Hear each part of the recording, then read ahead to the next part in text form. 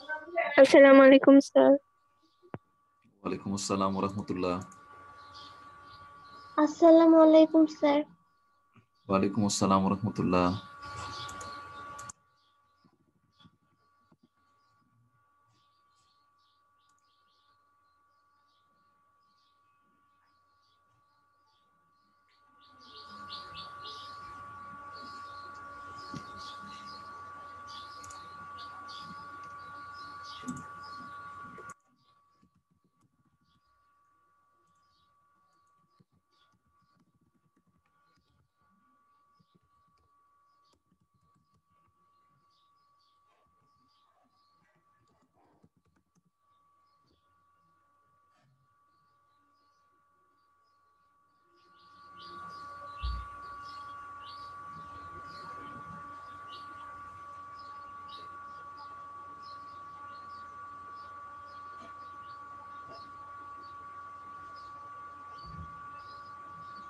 আসসালামু আলাইকুম। ওয়ালাইকুম আসসালাম রহমতুল্লাহ।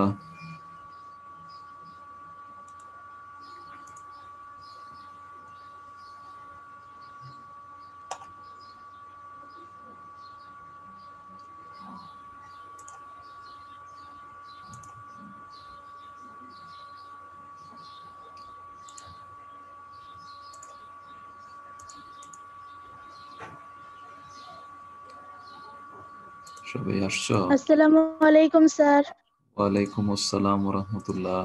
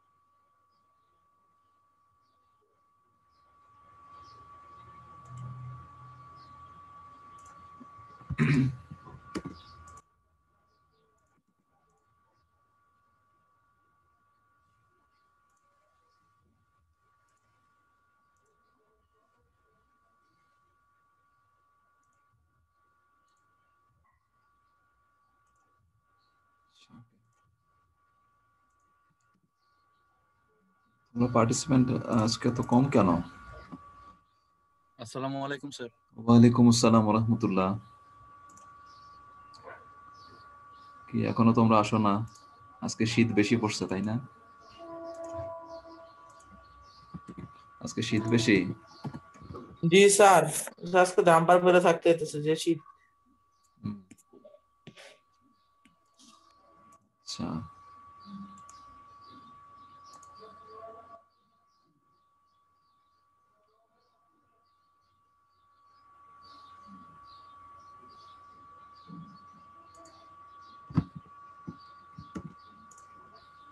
স্যার ঠিক আজকে আছে। তাপমাত্রা অনেক কম স্যার, মাত্র 18 ডিগ্রি সেলসিয়াস।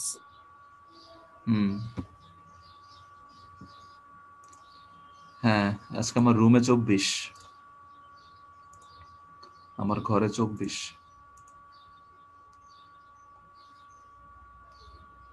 আচ্ছা, বিসমিল্লাহির রহমানির রহিম। দেখি।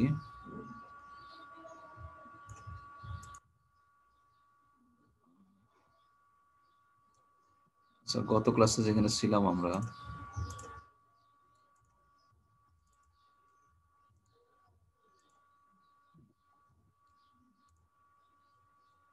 গত ক্লাসে আমরা পড়েছিলাম কি যে সমন্বয় কাকে বলে। হ্যাঁ, সংজ্ঞা শিখেছিলাম। আহ একটা কথা ছিল এখানে যে লক্ষ কোটি বছরের বিবর্তনের মাধ্যমে সূক্ষ্ম সমন্বয় অর্জিত হয়েছে। হুম, এটা একটা বোগাস কথা। বিবর্তনবাদের কাছে যদি তুমি বলতে চাও যে আচ্ছা এটা কেমনে হইলো, তারা বলে দিবে এক কথায় যে দীর্ঘ সময়ের মধ্যে এরকম পরিবর্তন হয়ে যায়। বানর থেকে বললো মানুষ, অসম্ভব স্যার, ডিএনএ তো মিলে না। একটা কোষ কেমনে তৈরি হবে সেটা কোনো ব্যাখ্যা নাই। পৃথিবীতে বলে না যে আদি কোষ থেকে, ব্যাকটেরিয়া থেকে সব জীব তৈরি হইলো। কারণ একটা কোষ কেমনে তৈরি হলো সেটারই কোনো ব্যাখ্যা তারা সন্তোষজনক ব্যাখ্যা দিতে পারে নাই। আর তারা বলতেছে যে এত রকমের জীব, ডাইভার্সিফাইড লাইফ তৈরি হলো এই এককোষী জীব থেকে। তো একটা কোষ কেমনে তৈরি হলো সেটা কোনো ব্যাখ্যা নাই, এলোমেলো ব্যাখ্যা। কি পৃথিবীতে আগে খুব গরম ছিল, অনেক অগ্নুৎপাত হতো, অনেক উচ্চ তাপমাত্রা ছিল, ওই সময়ে অ্যামিনো অ্যাসিড তৈরি হয়ে গেছে র্যান্ডমলি, অ্যামিনো অ্যাসিড মিলে প্রোটিন হয়ে গেছে, নিউক্লিক অ্যাসিড তৈরি হয়ে গেছে, এরকম মিলে মিলে একটা কোষ তৈরি হয়ে গেছে। বাই চান্স, সবকিছু বাই চান্স হয়ে গেছে। স্যার একটা প্রশ্ন, বলো। স্যার যদি কোষ তৈরি হলো বুঝলাম, কোষের সব গাঠনিক জিনিস আসলো, কিন্তু কোষ পরিচালনার জন্য ধরেন স্যার যে আত্মা তো সবকিছুরই লাগে স্যার, তাহলে ওইটা কোথা থেকে আসলো? এটার কোনো ব্যাখ্যা আত্মার নাই? জিনিসটা বাদই দিলাম, আত্মার জিনিসটা তো আর সায়েন্টিস্টরা স্বীকার করে না, আত্মার কথাটা বাদই দিলাম। তো একটা সিম্পল একটা ব্যাকটেরিয়ার কোষ অনেক জটিল। সিম্পল একটা ব্যাকটেরিয়ার কোষ, এর মধ্যে কয়েকশো রকমের প্রোটিন থাকে, এনজাইম থাকে। এই জিনিসগুলো কেমনে হইলো, এগুলো অ্যাসেম্বল কেমনে হইলো, সবগুলো জিনিস। মনে করো তুমি কি একটা বলবা যে একটা এই টয়োটা গাড়ি এমনি এমনি র্যান্ডমলি হয়ে গেছে? এই ইট কাঠ পাথর বছরের পর বছর এই মাটিতে পড়েছিল, কতগুলা লোহার টুকরা, এটা সেটা কাঁচ, লোহার টুকরা, এগুলো মাটিতে পড়েছিল, এগুলো অটোমেটিক্যালি অ্যাসেম্বল হয়ে একটা গাড়ি হয়ে গেছে মিলিয়ন মিলিয়ন বছর পরে? তুমি এটা বলবা? কতগুলো লোহার টুকরা, কাঁচের টুকরা, এগুলো মাটিতে পড়েছিল, মিলিয়ন মিলিয়ন বছর পরে সেখান থেকে একটা টয়োটা করোলা গাড়ি হয়ে গেছে, তুমি মানবা? না স্যার। তো একটা কোষ কেমনে হইলো, অ্যামিনো অ্যাসিড, নিউক্লিক অ্যাসিড, এগুলো কেমনে হইলো, এগুলো কেমনে অ্যাসেম্বল হইলো, তা ওইগুলো কেমনে ফাংশনাল হইলো যে সবগুলো ঠিকঠাক মতো কাজ করে? তো এগুলোর উত্তর নাই, এগুলোর উত্তর নাই। আর বলে দেওয়া যায় যে লক্ষ কোটি বছরের বিবর্তনে এই হরমোন, তারপরে এই নিউরাল নেটওয়ার্ক সিস্টেম তৈরি হয়ে গেছে। তো যে কোনো ভাবেই হোক, মানে একটা গোজামিল দিয়ে বিবর্তন বোঝানোর চেষ্টা, এরকম একটা ব্যাপার আর কি, যে তোমাকে বিবর্তন মানতেই হবে বা এটা বিশ্বাস রাখতেই হবে, ধর্মের মতো একটা ব্যাপার আর কি। আচ্ছা, তো হরমোনের কথা বলছিলাম। হরমোনের এই ইয়েটা ছিল যে টু স্টিমুলেট, হরমোনের গ্রিক অরিজিন যেটা, ওর অর্থ হচ্ছে টু স্টিমুলেট, মানে এমন কিছু যেটা কিনা উদ্দীপনা দেয়, হ্যাঁ, এক্সাইট করে, দেহকে এক্সাইট করে সেরকম। তো একটা জিনিস, নতুন একটা জিনিস আমাদেরকে যদি বলি হরমোন কিভাবে কাজ করে। হরমোন আমরা জানি কোনো গ্রন্থি কোষে তৈরি হয়, সেটা থেকে পরবর্তী রক্ত দিয়ে চলে যায় কোনটা নির্দিষ্ট কোষে কাজ করে। কিভাবে কাজ করে?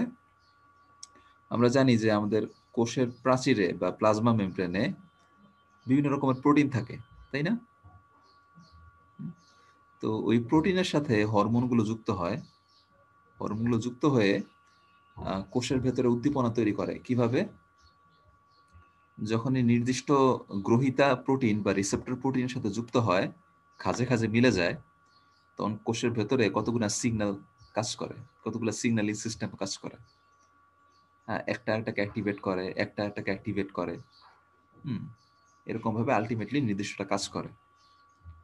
তোমরা কি মিনা কার্টুন দেখছিলা? যে ওই মিনা কার্টুনে ওই যে একটা বদমাস ছেলে ছিল, তার শাস্তি দিবে স্যার মিনা, দেখছি।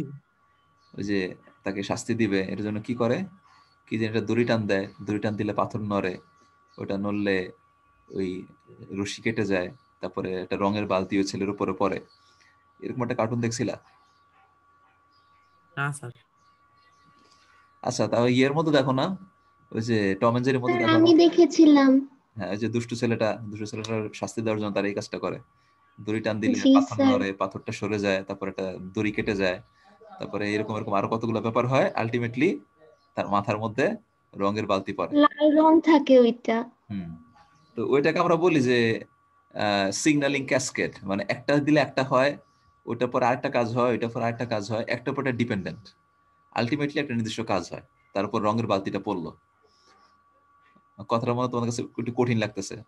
ওই টম এন্ড জেরির মতো দেখো না, টম এন্ড জেরির মতো তো এরকম করে, ওই যে একটা ওই জেরি যদি ইয়ের উপরে একটা দড়ির উপরে পা দেয় তাহলে কি হবে, একটা একটা গেট খুলে যাবে, একটা বল সরে যাবে, একটা লিভার কাজ করবে, আলটিমেটলি তার মাথার উপর একটা ভারী বস্তু পড়বে, এরকম একটা মেকানিজম বানায় না টম? জি স্যার। জি স্যার, আচ্ছা, তো ডমিনো। এরকম, হ্যাঁ এরকম একটা ব্যাপার আর কি।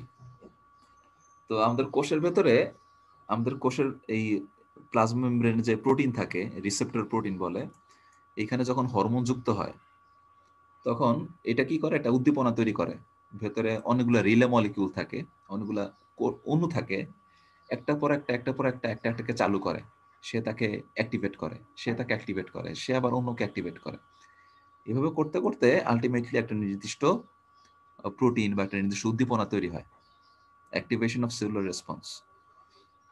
হুম, এইভাবে হরমোন কোষের ভিতরে ঢোকে না, কিন্তু কি হয়, ওই কোষ প্রাচীর এই প্লাজমা মেমব্রেন প্রোটিনের সাথে যুক্ত হয়ে ভেতর উদ্দীপনা তৈরি করে, এর ফলে ভেতরে এই কাজগুলো হয়। এখন যদি হরমোন যদি না আসে তাহলে এই কাজগুলো হবে?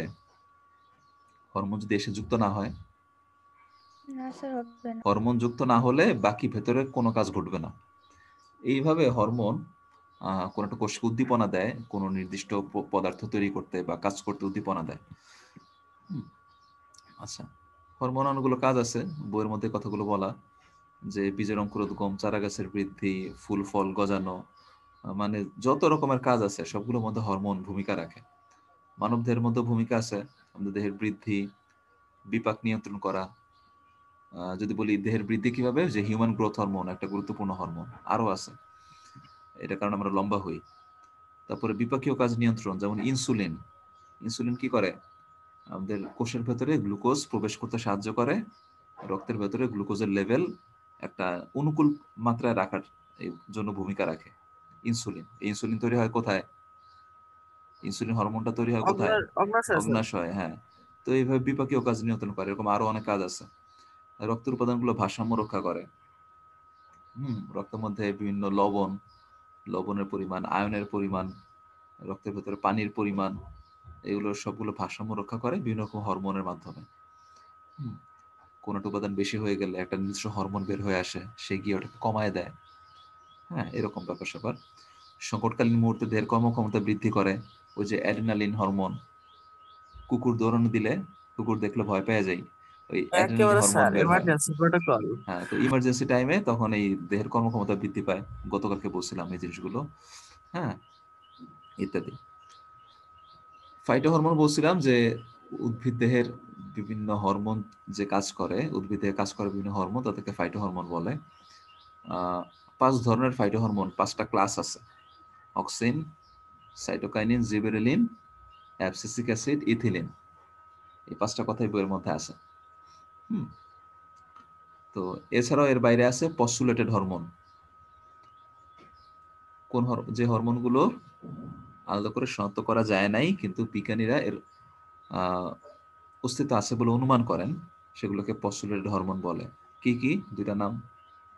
দুটা হরমোনের নাম শিখছিলাম, ফ্লোরিজেন, ভার্নালিন। আচ্ছা আচ্ছা, তো অক্সিন হরমোনের কথা একটু বলি। আসলে স্টাডি করলে আসলে পড়াশোনা শেষ নাই, গতকালকে এগুলো আমি দেখাতে পারিনি তোমাদেরকে। অক্সিন হরমোনটা কে আবিষ্কার করেন? চার্লস ডারউইন 1881 সালে পরীক্ষা নিরীক্ষা করে এটা বের করেন। তিনি দেখেন যে আলোর দিকে ভ্রূণকাণ্ডের অগ্রভাগের আবরণী বৃদ্ধি ঘটে, কোলেওপ্টাইল। বইয়ের মধ্যে কথাটা কি আছে? তিনি দেখেন যে আলোর দিকে ভ্রূণমুকুলের আবরণী এর বৃদ্ধি ঘটে। ভ্রূণমুকুল কি জিনিস? এরকম মোমের দিকে, মোমের দিকে যেদিকে ওইটা আলো, কি স্যার, এটাই তো বুঝতেছি না। এটা কি বুঝতেছো না? আচ্ছা দেখাই। ভ্রূণকাণ্ডের আবরণী বৃদ্ধি পায় আলোর দিকে। ব্যাপারটা কেমন? একটা বীজ লাগালাম, ধান এটা গাছের তো বীজ। মনে হইতেছে ভাই। একটা ধান গাছের বীজ লাগালাম, হ্যাঁ। ধান গাছের বীজ থেকে কি হবে? এর মধ্যে থেকে ওই যে কাণ্ড গজাবে না, ভ্রূণকাণ্ড বের হবে, মাটি থেকে বের হবে। এখন বের হয়ে এটা কোন দিকে বাঁকাবে? যেদিকে আলো বেশি থাকবে সেদিকে। যদি একটা অন্ধকার রুমের ভেতরে রাখো তাহলে কি হবে, দেখা যাবে এটা ওই আলোর দিকে বড় হবে, আলো যেদিকে থাকে সেদিকে এটা বাঁকা হয়ে বড় হবে। কিন্তু নর্মালি মাঠে ঘাটে লাগালে এরকম হয় না। মাঠে ঘাটে কি হয়, আলো তো চারপাশ থেকেই আসে, এই জন্য সেটা সোজা বড় হয়। কিন্তু আলো যদি শুধুমাত্র একদিকে থাকে সেদিকে বড় হবে, বাঁকা হয়ে বড় হবে। তো এরকম ব্যাপারটা খেয়াল করো যে এখানে একদম বাম দিকের ছবিটা দেখো, যে যেদিকে আলো পড়ছে সেদিকে ভ্রূণমুকুল আবরণী বাঁকা হয়ে বড় হচ্ছে, মানে ভ্রূণকাণ্ডটা সেদিকে বড় হচ্ছে। কিন্তু যদি আলো না থাকতো, যদি আলো না থাকতো তাহলে সেটা সোজাই উপরের দিকে বড় হতো। এখন এই ভ্রূণমুকুলের একদম অগ্রভাগ সামনের দিকের অংশটা, সেটা যদি একটা কাভার দিয়ে আটকে দেওয়া হয় তাহলে কি হবে, তাহলে সেটা সোজাই বড় হবে একদম সামনের দিকের অংশটা। আবার যদি এরকম হয় যে ওখানে যদি আমি একটা স্বচ্ছ কাভার দিয়ে দিই তাহলে দেখা যায় আলো প্রবেশ করে এবং সেদিকে বড় হয়। তার মানে কি, তার মানে এই ভ্রূণমুকুলের যে সামনের ভ্রূণকাণ্ডের যে সম্মুখ ভাগ বা সামনের দিকের অংশটা, এই জায়গাটার উপর যেদিকে আলো পড়ে সেদিকে বড় হয়। আমি যদি এই জায়গাটা ঢেকে রাখি তাহলে সেটা উপরের দিকে লম্বা বড় হবে। কিন্তু সেটা যদি খোলা থাকে তাহলে আলো যেদিক থেকে আসবে সেদিকে বড় হবে।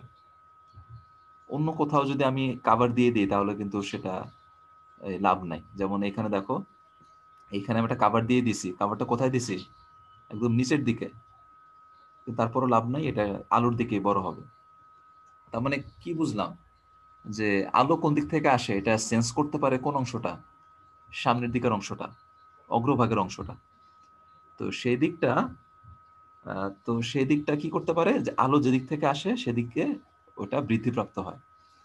ওই জায়গাটা যদি আমি ইয়ে করে দেই, এই ঢেকে দেই বা কেটে দেই, তাহলে কিন্তু আর আলোর দিকে বড় হয় না। তার মানে বিজ্ঞানীরা বুঝতে পারলেন যে এই সামনের দিকের অংশটাতে, অগ্রভাগের অংশটাতে এমন কোন একটা কেমিক্যাল আছে যে কেমিক্যালটা থাকার কারণে ওটা আলোর দিকে বৃদ্ধিপ্রাপ্ত হয়। উদ্ভিদের স্যার ভ্রূণকাণ্ডের। অক্সিজেনের বলে আরেকটা হ্যাঁ, কাজ আছে, কি কাজ? ওইটা বলে স্যার যখন বলে মানে গাছের আমরা কোনো একটা পর্ব এক সাইড কেটে ফেলি কোনো কারণে, তখন দেখা যায় তার নিচ দিয়ে ওই অক্সিজেনটা মানে যতটুকু ছিল ওইটা আবার বেয়ে বেয়ে নিচের দিকে আসে এবং সাইড দিয়ে ওই মুকুলটা পরে বৃদ্ধি পায়। শাখা পোশাকা তৈরি করে। হ্যাঁ হ্যাঁ, এরকম বেশ কয়েকটা কাজ আছে অক্সিজেনের। তো অক্সিজেন হরমোনটা কোথায় থাকে, একদম কাণ্ডের অগ্রভাগে থাকে, কাণ্ডের একদম সামনের দিকে অক্সিজেন হরমোনটা থাকে। এবং এই অক্সিজেন হরমোনটার কারণে আলো যেদিকে থাকে সেদিকে কাণ্ডের বৃদ্ধি হয়। ঠিক আছে, এই হচ্ছে ব্যাপার। তো আমরা গতকালকে পড়ছিলাম যেরকম অনেকগুলো কাজ আছে অক্সিজেন হরমোনের, তারপরে সাইটোকাইনিন হরমোনের বেশ কিছু কাজ আছে, ইথিলিন হরমোন, এগুলো আমরা গত ক্লাসে পড়ছি। এর মধ্যে একটা জিনিস তোমাদেরকে দেখাতে ইচ্ছে করতেছে, বাকানি ডিজিজ, বাকানি রোগ। গতকাল পড়ছিলাম না যে বাকানি রোগের কারণে কি হয়, বাকানি রোগটা কেন হয়, একটা ছত্রাকের আক্রমণে হয়। বিজ্ঞানীরা দেখলেন কি, যে ধান গাছের মধ্যে কিছু কিছু ধান গাছ অনেক লম্বা, দেখছো পুরো ধান ক্ষেতের মধ্যে এই দুটো ধান গাছ অনেক লম্বা হয়ে গেছে এবং তার মধ্যে বাকি সবার আগে ওই ধানের শীষ চলে আসছে, কিন্তু ধানের শীষের ভিতরে কোনো ইয়ে নাই, বীজ নাই, ধান নাই। তো নর্মাল ধানের তুলনায় এই ওই বাকানি রোগে আক্রান্ত ধান গাছগুলো অনেক লম্বা হয়ে যায়, চিকন হয়, ডালপালা চিকন হয়ে যায়, অনেক লম্বা হয়। তো এটা কেন হইলো, বিজ্ঞানীরা দেখলেন যে এই এই বাকানি নামের রোগটা হয় কেন, যে একটা ছত্রাকের আক্রমণে। ওই ছত্রাকটা কি করে, জিবরেলিন হরমোন তৈরি করে উদ্ভিদের মধ্যে ঢুকায় দেয়। এবং আমরা জানি যে জিবরেলিন হরমোনের কারণে কি হয়, উদ্ভিদের বৃদ্ধি ঘটে, অতিমাত্রার বৃদ্ধি ঘটে। তো এই জন্য আমরা বলছিলাম যে জিবরেলিন হরমোনটা কোথায় পাওয়া যায়, ধান গাছের বাকানি রোগের ছত্রাক সেটা প্রচুর পরিমাণে জিবরেলিন তৈরি করে। চারা গাছ, পাতার বর্ধিষ্ণু অঞ্চল, বীজপত্র ও পাকা বীজ, বিভিন্ন জায়গায় জিবরেলিন থাকে। হুম, এটা আরো কি করে, উদ্ভিদের পর্বমধ্যগুলোর দৈর্ঘ্য বড় করে, মানে উদ্ভিদকে লম্বা করে। হ্যাঁ, দেখছো উদ্ভিদগুলো কত লম্বা হয়ে গেছে, এই ধান গাছগুলা বাকিদের তুলনায় কত লম্বা। হুম, তো এরকম। তো আমার ইচ্ছা ছিল যে আমি তোমাদেরকে প্রত্যেকটা জিনিস একটু ভেঙে ভেঙে দেখাই, তো এটা পারতেছি না, করা হয়নি। তো হরমোনগুলোর নাম কি মুখস্থ হয়েছে? তাদের কাজ কোথায় পাওয়া যায়? হ্যাঁ, ওগুলো মুখস্থ করেছো, পড়েছো? না স্যার। আচ্ছা, আমার ইচ্ছা ছিল এগুলো দেখানোর জন্য, প্রত্যেকটা জিনিস ডিটেইলে দেখানোর জন্য, সময় পাই নাই, করতে পারি নাই। এরপরে আজকে আমরা এরপরে কয়েকটা টপিক দেখবো, যে ফটোট্রপিজম। হুম, আচ্ছা।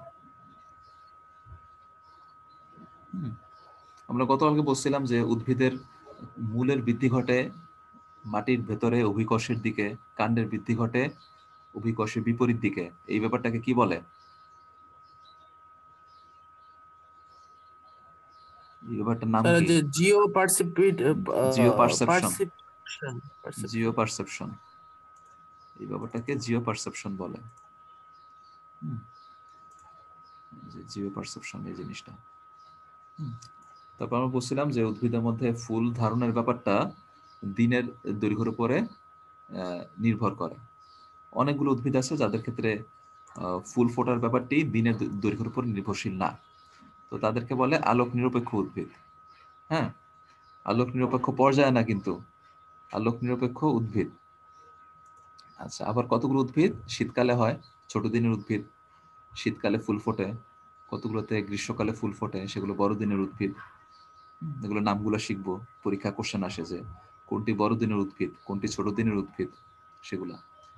গতকালকে বলছিলাম যে বার্নালাইজেশন কাকে বলে। যদি শীতকালের কোনো ফসলকে গ্রীষ্মকালে লাগাতে চাই, তাহলে লাগানো যাবে, ফসলও হবে, কিন্তু ফুল ফল আর ধরবে না। গম গাছ লাগাবো, গম গাছ হবে, কিন্তু গম গাছে গম ধরবে না। তো এই জন্য কি করতে চাই, কি করা হয়, সেটাকে মাটিতে লাগানোর আগে কোল্ড ট্রিটমেন্ট দেওয়া হয়, ঠান্ডা কম তাপমাত্রায় বেশ কিছুক্ষণ সময় রেখে দেওয়া হয়। পরবর্তী সেটা লাগালে সেখান থেকে স্বাভাবিকভাবেই চারা গাছ হয়, ফসল হয়। এই ব্যাপারটাকে বলা হয় বার্নালাইজেশন। চলনের ব্যাপার, মুভমেন্ট, আমরা বলি উদ্ভিদের মধ্যে চলনের ব্যাপারটা কিন্তু প্রাণীর মতো না। প্রাণী যেভাবে চলাচল করতে পারে উদ্ভিদ সেভাবে চলাচল করে না, তবে তার চলাচল একটা ধরন আছে, সেটা হচ্ছে ওই আলোর দিকে চলন ঘটে। একটু এখানে পড়লাম অক্সিন হরমোন, যে আলোর দিকে কাণ্ডটা বেঁকে যায়। হ্যাঁ, তো তার চলনটা কি হয়, আলোর উপর নির্ভরশীল। আলো যেদিকে বেশি থাকে সেদিকে উদ্ভিদের কাণ্ড বৃদ্ধিপ্রাপ্ত হয় বেশি। যেমন এখানে ছবিটা দেখো, বইয়ের মধ্যে ছবিটা আছে, যদি এরকম হয় যে গাছটার ক্ষেত্রে সবসময় আলো ওই দিকে থাকে বেশি, মানে জানালার দিকে আলো বেশি পড়ে, তাহলে গাছের কাণ্ডটা এই জানলার দিকে মুখ করে বড় হবে, কারণ সেদিকে বেশি পরিমাণ আলো পাওয়া যায়। এই ব্যাপারটাকে বলা হয় ফটোট্রপিজম। হুম, আবার কতগুলো শৈবাল আছে যে শৈবালগুলোর ক্ষেত্রে আহ এই ফটোট্রপিজম দেখা যায়। হ্যাঁ, গ্যামেটে অথবা জুস পরে এই ধরনের চলন দেখা যায়। এখানে কিছু এই ইয়ের কথা, শৈবালের কথা বলা হয়েছে, যেমন ভলভক্স ক্ল্যামাইডোমোনাস ডায়াটম, তারা আলোর দিকে চলাচল করে। এই শৈবালগুলো কিন্তু এককোষী শৈবাল।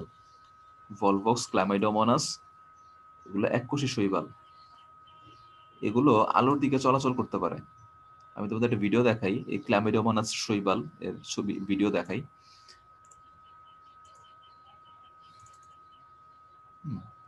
এই যে এখানে দেখো,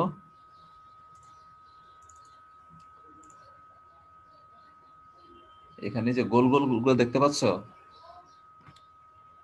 এগুলোর মধ্যে কিন্তু এই সরু আঁশের মতো জিনিস আছে, দেখছো?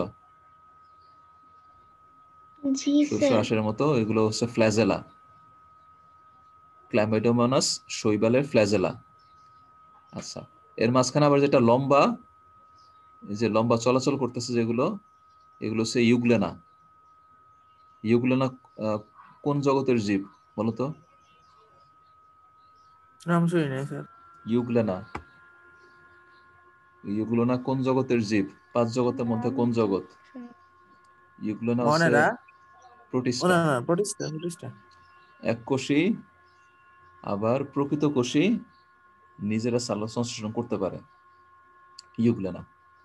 হুম, আচ্ছা। আর এই গোল গোলগুলো হচ্ছে ক্লামিডোমোনাস শৈবাল। এগুলোর মধ্যে কি আছে দেখো, 2টা করে লেজের মতো অংশ আছে, এগুলোকে বলে ফ্ল্যাজেলা। এগুলো দিয়ে তারা সাঁতার কাটতে পারে পানির মধ্যে, এবং তাদের মধ্যে ওই আলো বুঝতে পারে এরকম একটা ফটোসেনসিটিভ অংশ থাকে, যেদিকে আলো পড়ে সেদিকে তারা বুঝতে পারে যে ওখান থেকে আলো আসতেছে। হুম, এবং তারা সালোকসংশ্লেষণ করতে পারে। ক্লামিডোমোনাস শৈবাল সবুজ, ক্লোরোফিল থাকে। হুম, তো এদের ক্ষেত্রেও চলন দেখা যায়, কারণ এদের মধ্যে ফ্ল্যাজেলা থাকে বলে এরা চলাচল করতে পারে। হুম, আচ্ছা। সো ফ্লাজেলা বলতে কি ওই যে সাইড দিয়ে যে হালকা হালকা হালকা সুতার হালকা মতো? আশের মতো, সুতার মতো দেখলা, হ্যাঁ সেগুলো ফ্ল্যাজেলা। আচ্ছা, এখানে দেখো আরো বেশ কিছু ব্যাপার, যে কাণ্ডের আলোকমুখী চলন। হুম, কাণ্ড আলোর দিকে বড় হয়, ওই যে ডারউইনের পরীক্ষা থেকে যেটা দেখলাম, অক্সিন হরমোন। মূল আবার কোন দিকে যায়? অন্ধকারে মাটির ভেতরের দিকে বড় হয়।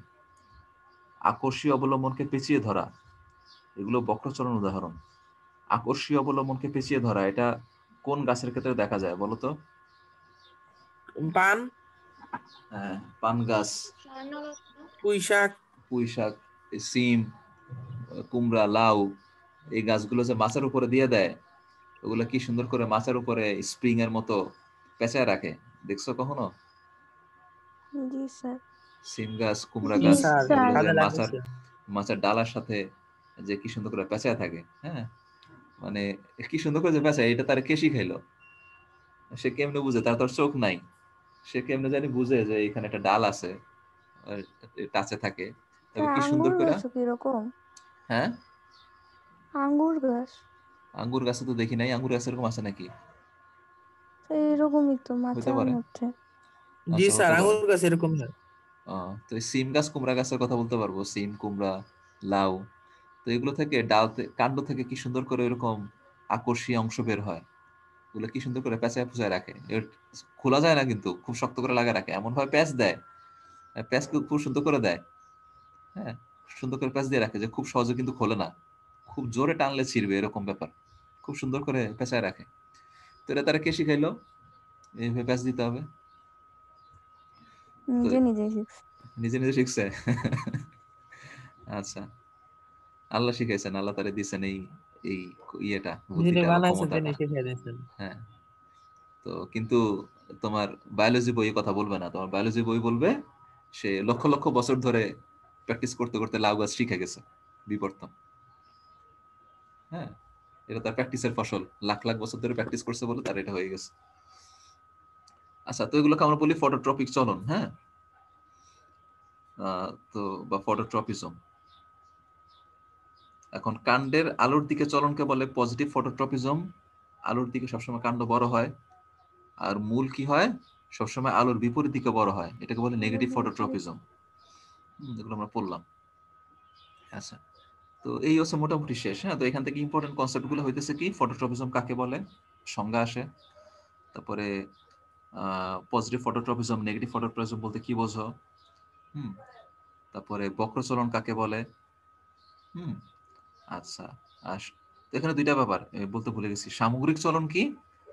যখন উদ্ভিদ পুরো দেহ নিয়ে চলাচল করে তাকে সামগ্রিক চলন বলে। তো এরকম উদ্ভিদ কোনটা হইতে পারে? ছোট ছোট উদ্ভিদ, যেমন কিনা শৈবাল, ভলভক্স ক্লামিডোমানাস, এটা তো এককোষী, বললে একরকমের উদ্ভিদ বলা যায় সেটাকে। হ্যাঁ, তো সেটা যখন এক জায়গা থেকে আরেক জায়গায় চলে যায়, তার দেহই তো এক কোষ, এটা নিয়ে সে এক জায়গা থেকে আরেক জায়গায় চলে গেল, এটাকে বলতে পারি সামগ্রিক চলন।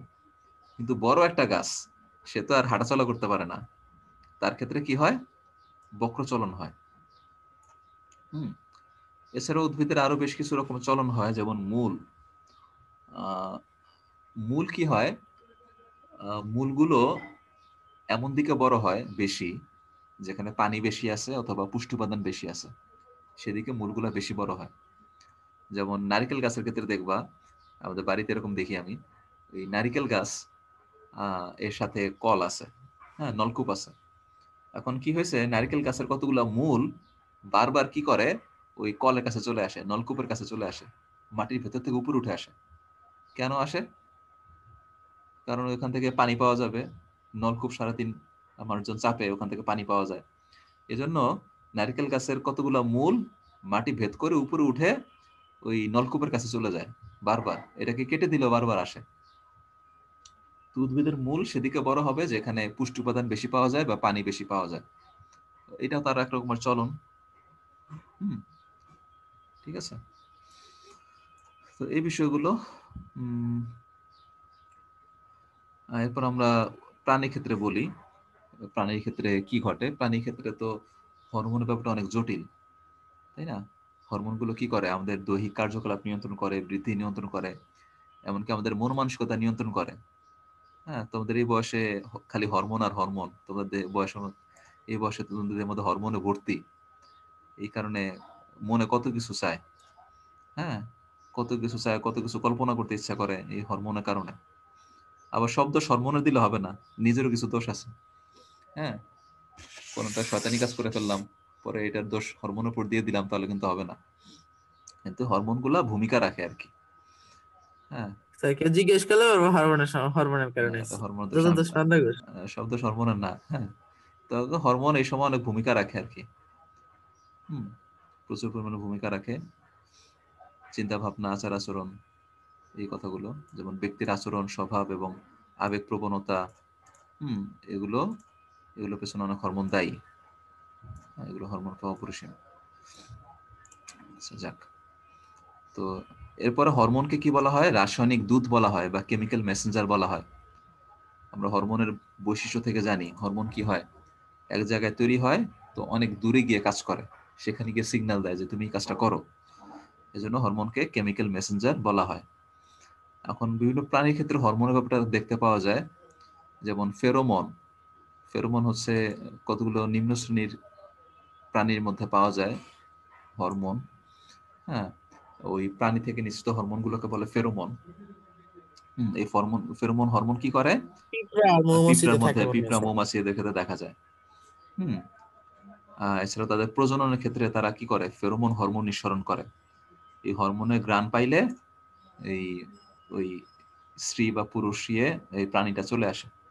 হ্যাঁ, এইভাবে তার স্বপ্রজাতির সঙ্গে খুঁজে পেতে সাহায্য করে, ওই হরমোনের ঘ্রাণটা সে খুঁজে পায়। হ্যাঁ, এছাড়াও আরেকটা ব্যাপার আছে যে ফেরোমন হরমোন ব্যবহার করে পোকা মারা হয়।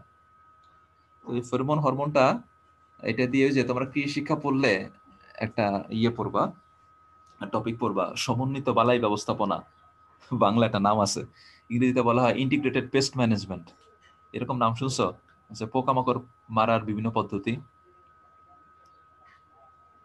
পোকামাকড় মারার জন্য কি করা যেতে পারে? এক হচ্ছে ওই ক্ষতিকারক ইনসেকটিসাইড, ওগুলো দিলে তো মরে যাবে, কিন্তু এরা তো ভালো পদ্ধতি না, তাই না? তো পোকামাকড় মারা যায় কিভাবে? বিজ্ঞানীরা কতগুলো কৃষিবিদরা কতগুলো সেফ পদ্ধতির কথা বলে। কি বলে? যে কতগুলো উপকারী পোকা ছেড়ে দেন, ওই উপকারী পোকাগুলো কি করে? ক্ষতিকারক পোকাগুলোকে মেরে ফেলে। আবার বলে যে পাখিটা কি বসতে দেন, পাখি বসবে, দোয়েল পাখি ইত্যাদি পাখিটা কি বসবে, পাখিগুলো কি করবে? পোকা খেয়ে ফেলবে, এরকম ব্যবস্থা রাখেন। আবার বলে যে এই করেন, হরমোন ফাঁদ ব্যবহার করেন। রাতের বেলা বা এই কি করে, ওই লাইট জ্বালায় রাখে, তারপরে হরমোন পানির মধ্যে মিশায় বোতল মধ্যে রাখা দেয়। তো পোকা তো আসে গ্রান শুই না, হরমোনের টানে আসে, হরমোনের টানে আসে, আইসা পানির মধ্যে চুবা খেয়ে মরে যায়, আর উঠতে পারে না। তো এই এই বিভিন্ন রকমের পদ্ধতি অবলম্বন করা হয় পোকা মারার জন্য। ঠিক আছে, তো যাক, আজকে আমার ক্লাসের টাইম শেষ প্রায়। তো কথাগুলো বলি আমরা কি কি পড়লাম। আমি যেটা প্রথম থেকে বলি, একটু জিজ্ঞাসা করি যে হরমোন কাকে বলে। প্রথম কথা, লাবিবা বলো।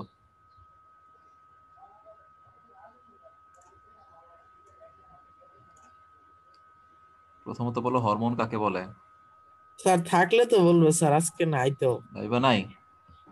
না আচ্ছা স্যার, ওর একজন আত্মীয় মারা গেছে তো স্যার, বলে কালকে বলছে। আচ্ছা, ঠিক আছে, তুমি বলো হরমোন কাকে বলে। স্যার ঠিক ওইভাবে বলতে পারবো না, তবে আমার জানা বলছে হরমোন হলো বিভিন্ন গ্রন্থি থেকে নিঃসৃত এমন একটি পদার্থ যা রক্তের কোনো নালীর মাধ্যমে দ্বারা পরিবাহিত না হয়ে সরাসরি রক্তের মাধ্যমে পরিবাহিত হয়ে নির্দিষ্ট জায়গায় যে কাজ করে, কিন্তু নিজে সেই বিক্রিয়া অংশগ্রহণ করে না বা কাজে অংশগ্রহণ করে না। আচ্ছা, ঠিক আছে। তারপরে হচ্ছে তারপরে টপিকটা হলো যে কাকে বলে, ফাইটো হরমোন কাকে বলে? তো যে উদ্ভিদের যে স্যার হরমোনটা থাকে তাকে ফাইটোহরমোন বলা হয়। আচ্ছা আচ্ছা, আবিদ বলো কয়েকটা প্রধান হরমোন, উদ্ভিদ হরমোনের নাম বলো। আবিদ হাসান।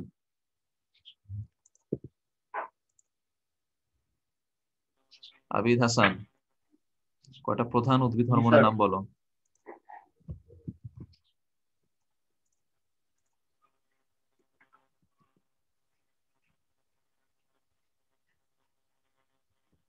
স্যার আমি বলি, বলো। স্যার এই যে অক্সিন, জিবেরেলিন, সাইটোকাইনিন, ইথিলিন, এই কয়টা উদ্ভিদ আচ্ছা, হরমোন। ঠিক আছে। তো এই হরমোনের কাজগুলো আমরা শিখবো, কোন হরমোন কোথায় পাওয়া যায়, কাজ কি, এগুলো এমসিকিউর জন্য ইম্পর্টেন্ট। তারপরে বলি যে হরমোন উদ্ভিদের পুষ্প ধারণে ভূমিকা রাখে, এটা একটা ব্যাপার। এছাড়াও দিনের দৈর্ঘ্যের ভূমিকা আছে, উদ্ভিদের মধ্যে ফুল হবে কিনা, ফল হবে কিনা। অনেক উদ্ভিদের ফুল ফল ধারণের ব্যাপারটা দিনের দৈর্ঘ্যের উপর নির্ভরশীল। তো এই দিনের দৈর্ঘ্যের উপর ভিত্তি করে উদ্ভিদে ফুল ধরার ব্যাপারটি, এর উপর ভিত্তি করে উদ্ভিদকে 3টা গ্রুপে ভাগ করা যায়। আচ্ছা, 3টা গ্রুপ কি কি আয়েশা বলো। এই 3টা গ্রুপের উদ্ভিদের নাম কি, দিনের দৈর্ঘ্যের উপর ভিত্তি করে ফুল ধরে? স্যার ছোট দিনের উদ্ভিদ, বড় দিনের উদ্ভিদ আর আলোক নিরপেক্ষ উদ্ভিদ। আচ্ছা, ঠিক আছে। তারপরে আলোর দিকে যে উদ্ভিদের চলন হয়, এই ব্যাপারটিকে কি বলে?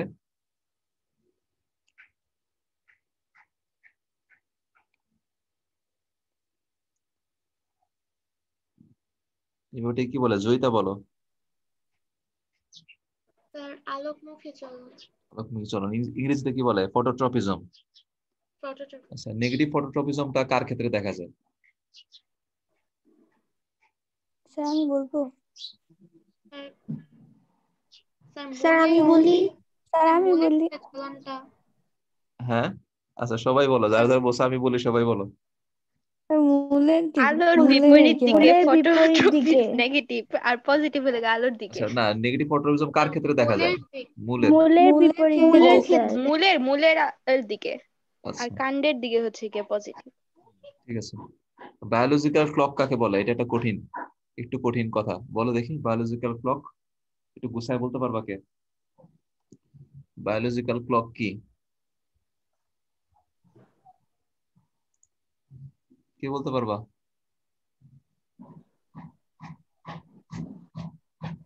স্যার আপনি বলে দেন। উদ্ভিদের মধ্যে ফুল ফল ধারণ, পুষ্প ধারণের ব্যাপারটি অথবা বিভিন্ন শারীরবৃত্তীয় কাজ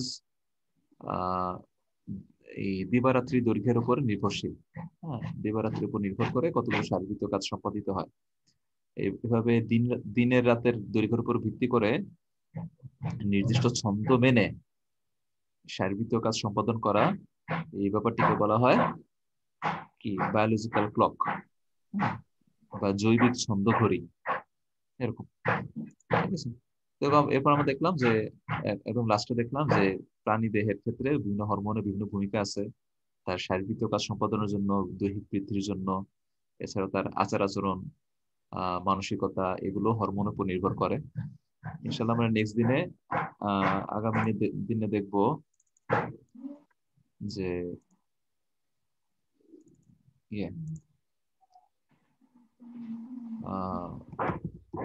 আমাদের নার্ভাস সিস্টেম। হ্যাঁ, ইনশাআল্লাহ নেক্সট দিন আমরা দেখবো যে আমাদের স্নায়ুতন্ত্র কাকে বলে এবং স্নায়ুতন্ত্রের বিভিন্ন অংশ, এবং এর মধ্যে কেন্দ্রীয় স্নায়ুতন্ত্রের মস্তিষ্কের গঠন।